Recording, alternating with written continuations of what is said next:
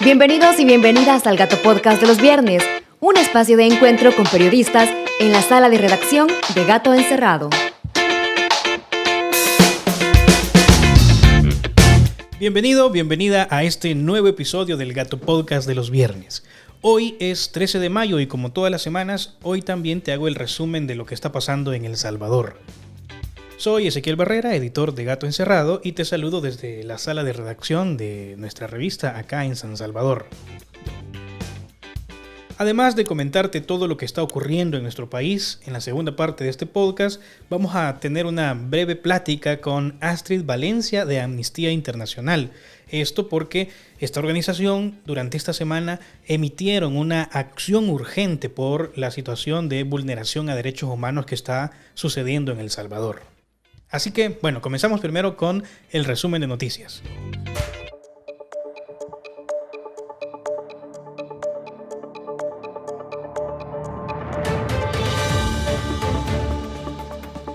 Esta semana hemos visto con preocupación que se está cumpliendo lo que economistas y expertos en Bitcoin habían estado señalando que ocurriría, que parte de lo invertido en criptomonedas lo estamos perdiendo de momento. Esta semana el Bitcoin ha caído más del 50% desde sus máximos históricos y con eso también hemos perdido mucho dinero en El Salvador.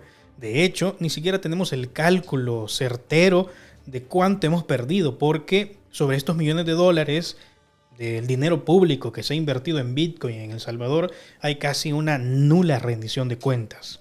La pregunta del momento es, ¿estamos al borde de la quiebra? La agencia calificadora estadounidense Moody's dijo esta semana que ve un aumento en la probabilidad de que se produzca un impago con una gravedad relativamente alta. En otras palabras, estamos en una verdadera situación de no poder pagar lo que estamos adeudando. Por ejemplo, en 2023 nos exponemos a no poder pagar nuestra deuda externa y a que nadie nos quiera prestar o financiar porque simplemente somos mala paga.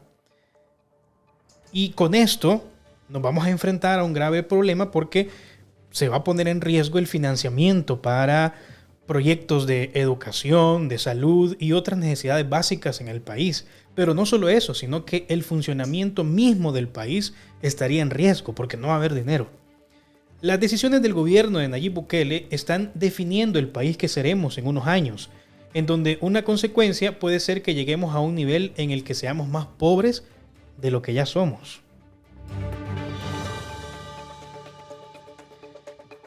Hablando sobre el país que seremos, las decisiones del gobierno actual, sumado a las decisiones que tomaron los gobiernos anteriores, que nunca resolvieron los problemas estructurales de nuestro país como la pobreza, están obligando a que el mundo se fije con preocupación en El Salvador. Esta semana, por ejemplo, la Embajada del Reino Unido en El Salvador anunció que debido al incremento de solicitudes de asilo, ha decidido pedir visa a los salvadoreños que quieran visitar su territorio. Según los datos compartidos por la Embajada del Reino Unido, las solicitudes de asilo de salvadoreños que huyen de nuestro país con la esperanza de quedarse en esa región de Europa han incrementado de forma sostenida. De 40 solicitudes de asilo que documentaban año con año en el Reino Unido, en 2021 pasó a 703 solicitudes de asilo. Y hablando de salvadoreños que huyen de su país en busca de refugio, la Comisión Mexicana de Ayuda a Refugiados informó que solamente en 2021 los salvadoreños que pidieron asilo incrementaron en un 50% más que en años anteriores. En el mundo, según ACNUR, los salvadoreños estamos en la casilla 14 en la cantidad de peticiones de asilo que hacemos. En conclusión, los salvadoreños estamos huyendo de este país a pesar de la abundante publicidad del gobierno que nos dice que aquí todo está bien y que todo ha cambiado para bien. De hecho, estos datos nos están diciendo lo contrario, que aquí la cosa ha empeorado y que muchos más salvadoreños están pidiendo asilo en diferentes regiones del mundo. Hablemos ahora de lo que sucedió esta semana en la Asamblea Legislativa, en la plenaria desde 11 de mayo, cuando los diputados aprobaron nuevas reformas al Código Penal para sumar 2 años a la pena mínima y máxima al delito de violación, que actualmente son de 8 a 10 años, pero que con la reforma aumentaron de 10 a 12 años. También se agregaron agravantes al delito de violación y agresión sexual, que se castigará con hasta 16 años de prisión en los siguientes casos: cuando la víctima quede embarazada, si es contagiada deliberadamente de enfermedades de transmisión sexual, si la víctima es mayor de 60 años y si se encuentra inconsciente por el consumo de alcohol o drogas. Además, si la violación es cometida por un miembro de pandilla, la pena será de hasta 20 y hasta 30 años en prisión. Los diputados también aprobaron una ley especial para el retiro forzoso de policías que tengan más de 60 años de edad y que estén activos o que sean parte del personal administrativo y técnico de la Policía Nacional Civil y de la Academia Nacional de Seguridad Pública. Según el ministro de Justicia, Gustavo Villatoro, son más de 3.000 personas las que deberán someterse a este procedimiento de retiro laboral y de obtención de la compensación económica que se les dará por cada año de servicio. La ley aprobada deja sin efecto las disposiciones administrativas que ya se habían tomado. Villatoro no informó cuánto gastará la institución y únicamente se limitó a decir que harán los ajustes con el Ministerio de Hacienda. Fue en la misma plenaria cuando los diputados dieron otro refuerzo presupuestario al Ministerio de Agricultura por 13.5 millones para la entrega de 500 paquetes agrícolas, que supuestamente empezará este 16 de mayo. Lo que es un poco tarde considerando que otros años a esta fecha los paquetes ya habían sido entregados. Este 22 de marzo pasado, la Asamblea también aprobó un refuerzo de 17.1 millones y se dijo en ese momento que era para la entrega de 400 paquetes. Y ahora, para finalizar esta parte del resumen de noticias, es necesario que hablemos sobre lo que está ocurriendo afuera de los centros penales, donde todas las noches de este régimen de excepción se están congregando cientos, miles de familiares de personas que han sido capturadas por policías y militares en supuestas redadas irregulares o arbitrarias. Las familias que están en el penal o afuera del penal esperando algún tipo de información denuncian que los policías llegaron hasta las casas o hasta sus lugares de trabajo y sin tener ninguna prueba se han llevado capturados a sus familiares y los han acusado ya también en redes sociales de ser miembros de pandillas, extorsionistas, terroristas, y los han acusado formalmente de agrupaciones ilícitas. Esta multitud de personas llegan todas las noches al filo de las 9 y 10 de la noche a las afueras de los centros penales esperando información y con la esperanza de que alguna madrugada de estas se haga justicia y sus familiares sean liberados. Gato Encerrado ha documentado cómo afuera del penal de Izalco, la Esperanza Mariona y en cárcel de mujeres las autoridades están liberando a algunos de los que fueron capturados en el régimen. Esto sin duda es extraño porque las autoridades no solo han capturado irregularmente a las personas, sino que cuando las liberan lo hacen a medianoche y de madrugada cuando no hay transporte público para regresar a sus casas. Por eso es que las familias esperan a estas personas hasta la madrugada. Obviamente, el gobierno no admite que se equivoca al capturar arbitrariamente a personas inocentes y encima las denigra al liberarlas a medianoche, sin ningún tipo de apoyo para regresar a sus casas. Escuchemos una de las tantas historias que pueden encontrar en gatoencerrado.news que documentamos esta semana afuera del penal Esperanza, mejor conocido como Mariona. Me lo fueron a agarrar al trabajo, él trabaja en una empresa, pues todo ha sido legal porque el patrón de él me dio documentación del seguro, AFP, las tasas de pago, carta de recomendación para mostrar que él es buen trabajador, que lo están esperando, que él no anda en nada. Entraba a las 6 de la mañana y salía a las 6 de la tarde porque trabaja en una empresa de vidrios azulejos. Vea, entonces y él ahí lo fueron a capturar y tenemos el video de la cámara de seguridad porque hasta ese lo dio el patrón. Vea, ahí en Usulután él se encontraba trabajando cuando lo fueron a capturar. ¿Cuántos años tiene su hijo, perdón? Tiene 30. 30 años. Sí. ¿Tiene familia él, por ejemplo, esposa, hijos? Sí, tiene esposa y tiene una bebé. Espero que el presidente se dé cuenta de que ha tirado a sus trabajadores, a la policía, como quien cuando los punches están corriendo, que solo agarran y echan al matate. ¿Vea? Así es que esa es lo único que le puedo decir. Una pregunta. Eso es parte de lo que se vive cada noche fuera de los penales. Multitud de gente que llega y cuenta este tipo de historias de personas que han sido capturadas inocentemente, que nunca han estado involucradas con pandillas, pero que aún así los policías y soldados los capturan y se los llevan y los acusan de ser terroristas. Si querés más detalles sobre estas historias, tenés que ir a gatoencerrado.news o a nuestras redes sociales y encontrar estas historias y darle seguimiento a lo que ha estado pasando también día a día en este régimen de excepción. En nuestra página web puedes encontrar un sitio especial que hemos diseñado para que puedas seguir lo que ha estado ocurriendo día a día en este régimen de excepción, que por ahora ya está prorrogado. Al final, lo que queda claro es que se están cometiendo arbitrariedades y los policías están actuando en algunos casos injustamente. Hoy más que nunca quizás es hora de volver a escuchar a Monseñor Romero cuando decía que los soldados y ahora también los policías no deberían cumplir órdenes injustas. Para hablar sobre esta situación de vulneración a derechos humanos, hoy sí, vamos a la entrevista con Astrid Valencia de Amnistía Internacional.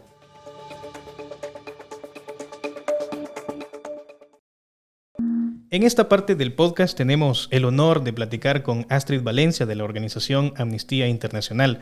Muchas gracias, Astrid, por aceptar la invitación de participar en este podcast. Bienvenida. Gracias, Ezequiel, y gracias a Gato Encerrado por la invitación. Amnistía Internacional investiga abusos en el mundo, los documenta y también arroja luz sobre estos hechos para que la comunidad internacional observe lo que está pasando en estos países cuando se cometen abusos.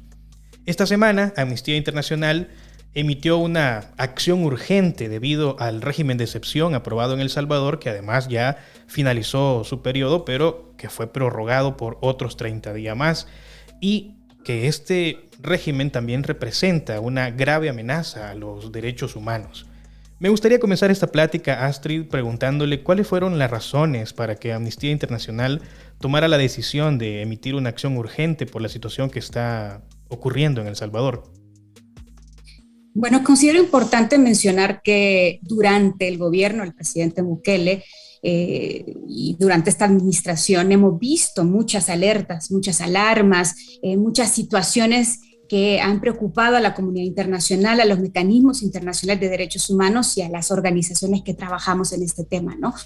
Algunos ejemplos, por ejemplo, incluyen el despliegue de militares en la Asamblea Legislativa en febrero del 2020, el tratamiento de la pandemia, donde la administración del presidente Bukele creó este falso dilema, ¿no?, entre el control del COVID y los derechos humanos. A esto se suma, por ejemplo, la destitución de los magistrados de la Sala de lo Constitucional y el fiscal general en mayo del 2021 por parte de mayoritariamente el partido oficialista y sus aliados, ¿no? O la estigmatización pública contra periodistas y personas defensoras. Es decir, es un contexto bastante hostil para la defensa de los derechos humanos, para el Estado de Derecho, ¿no? No podemos dejar de lado, por ejemplo, las denuncias y la documentación de la vigilancia digital con software espía contra periodistas y defensores de derechos humanos, sobre la cual no pudo dar una respuesta contundente el Estado salvadoreño ante la Comisión Interamericana, ¿no? Y finalmente aterrizamos en lo que estamos viviendo hoy, un terrible escenario, donde hay una política de seguridad asentada en la represión y en la violación a los derechos humanos, con un especial foco en desvanecer la garantía del debido proceso, ¿no? Entonces vemos donde un momento en la historia del país donde el gobierno actual de nuevo pretende crear este falso dilema, ¿no?, entre seguridad pública y derechos humanos, cuando es totalmente lo contrario. Es decir, cualquier política de seguridad pública, para ser efectiva y tener resultados integrales y sostenibles, debe tener al centro los derechos humanos. Cuando ustedes emitieron esta alerta por toda esta situación que nos ha estado describiendo, ¿qué tenían en mente? ¿En qué consiste esta alerta o esta acción urgente? ¿Qué es lo que se pretende conseguir con ese tipo de medidas? Bueno, Amnistía Internacional es un movimiento global compuesto por 10 millones de personas alrededor del mundo, ¿no? Y estas acciones urgentes son un llamado a nuestro movimiento y al mundo entero a activarse a una situación grave de derechos humanos que requiere una respuesta urgente e inmediata, ¿no? Una de las formas en que se activa el movimiento, los activistas de Amnistía Internacional y las personas que cercanas a nosotros es mandando comunicaciones a autoridades expresando su preocupación, haciendo incidencia ante gobiernos y organismos internacionales para demandar un cese a las violaciones de derechos humanos, ¿no? Y evidentemente, pues, las graves violaciones a derechos humanos que se están denunciando en El Salvador, ¿no? De diferente naturaleza, detenciones arbitrarias, allanamientos ilegales, violaciones al debido proceso, malos tratos a personas detenidas e incluso, ¿no? Los medios de comunicación han denunciado casos de muerte de personas en custodia del Estado. Todo esto para nosotros es suficientemente grave y alarmante como para activar y hacer ese llamado a nuestro movimiento global y al mundo entero para demandar que las violaciones a los derechos humanos se detengan. He visto que el presidente Nayib Bukele ya reaccionó a lo que Amnistía Internacional emitió y citándolos en un tuit desde su cuenta personal, dijo prácticamente que va a seguir haciendo lo que está haciendo y que ya lleva casi 28,000 o más de 28,000 personas capturadas en su, entre comillas, guerra contra las pandillas. Esta contestación o esta reacción del presidente Nayib Bukele, en el que le resta importancia, en el que minimiza estos llamados de atención desde la comunidad internacional y de un movimiento tan grande como Amnistía Internacional, ¿cómo lo ven ustedes? ¿Cómo lo analizan? ¿Cuál es la lectura que hacen de esa reacción del presidente Nayib Bukele? Bueno, es un panorama desolador, ¿no? Amnistía Internacional se reunió con el presidente Bukele en el 2019, semanas después de que tomó posesión, y prometió ser una voz diferente en la región, prometió respetar derechos humanos, prometió una política de seguridad integral, prometió sentarse en la mesa y escuchar a las organizaciones de derechos humanos en el país, ¿no? Y lo que hemos visto son solo promesas, ¿no? Vemos una realidad totalmente contraria y distante a lo que él se comprometió en ese momento que tuvimos esa reunión en San Salvador, en Casa Presidencial, ¿no?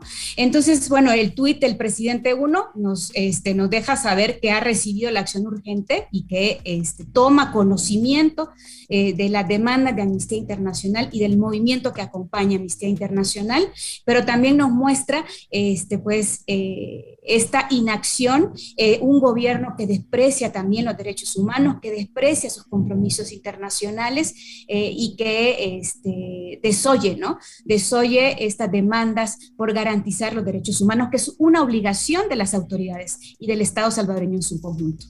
Después de esta reunión que mencionaba, ¿ha tenido otro tipo de reuniones, otro tipo de comunicación con el presidente o con alguien del equipo del gobierno para hacerle un llamado sobre lo que está ocurriendo en El Salvador? ¿O solamente aquella del 2019? Justamente nosotros respondemos a su comunicación en redes sociales manifestándole nuestro interés de reunirnos en el momento que él ponga la fecha y día. Pues el equipo de Amnistía Internacional estará en El Salvador conversando con él, poniendo en la mesa las preocupaciones de las organizaciones, de los defensores salvadoreños y mostrándole, ¿no? Aquellos aspectos que preocupan al mundo entero de su política pública en materia de derechos humanos, ¿no? Al momento no hemos recibido ninguna respuesta de esta comunicación. Vamos a estarle dando seguimiento y como consecuencia también, pues, cuando tengamos alguna respuesta de la actual administración y del presidente, pues haremos pública claramente la posibilidad de esta reunión. Por el momento, el único respuesta a nuestra acción urgente ha sido el tuit que tú mencionas, donde lamentablemente en lugar de un compromiso o una apertura, lo que vemos es una actitud, ¿no?, de desprecio a las obligaciones internacionales. Y a partir de lo que ha sucedido con esta acción urgente, Amnistía Internacional se ha planteado hacer nuevas acciones o emitir nuevos pronunciamientos. ¿Cuáles serían los siguientes pasos que va a tomar Amnistía Internacional para seguir haciendo un llamado a que cesen las represiones y la vulneración a los derechos humanos en este régimen de excepción?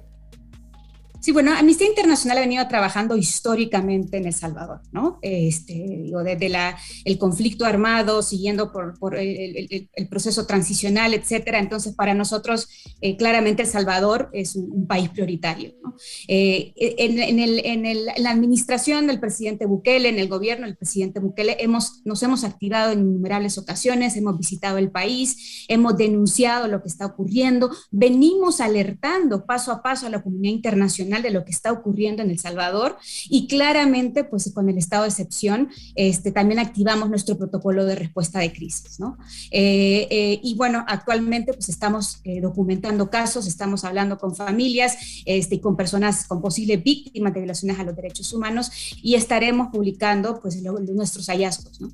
Sí, para finalizar quería preguntarle, ya que por lo menos nosotros como periodistas que vamos al territorio, que visitamos las afueras de los penales, donde están reunidas en este momento y todos los días, sobre todo en las noches, miles de familias que están en espera de ver si van a sacar a su familiar que ha sido capturado de forma arbitraria, y siempre que vamos a la calle y encontramos estos cientos de personas que están afuera de los penales buscando algo de justicia, siempre cuentan que están denunciando arbitrariedades, que nadie los escucha, que los policías, que los militares, que los fiscales, los mismos procuradores, abogados públicos no les atienden.